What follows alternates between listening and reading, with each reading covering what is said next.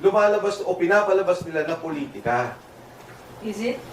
Well, kung meron silang interpretasyon ng politika, bahala sila. Pero ang importante rito, ano ba yung katotohanan doon sa sinabi? Si Saldico nagsalita. Sabi nila si Saldico magnanakaw. May kaso sila. Eh, mga kasamahan ni Saldico to eh.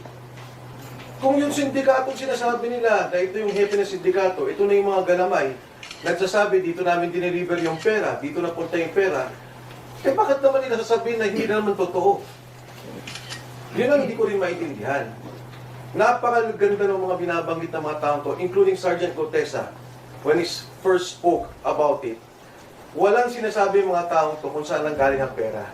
Hindi nila alam kung flood control scandal, hindi nila alam. Pero nakita na may korupsyon. At tinuturo yung boss nila na sinasabi, mastermind ng korupsyon. Ngayon nagsasalita naman sila na dito kami nagbigay ng pera, yung pasok ng pera, hindi pa nga nila alam dahil kay Martex ayun, at kay Paul Estrada. Eh bakit naman sila yung gigipitin? Ba't kami yung iipitin? Kaya ako, actually, wala naman akong alam doon sa affidavit eh. Alam niyo yan na hindi ko sila kasama nung ginawa nila yung pangungusap nila.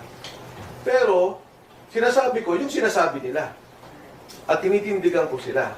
Bakit naman sila yung kakasuhan? Sa lahat, eto yung mga hindi kumita.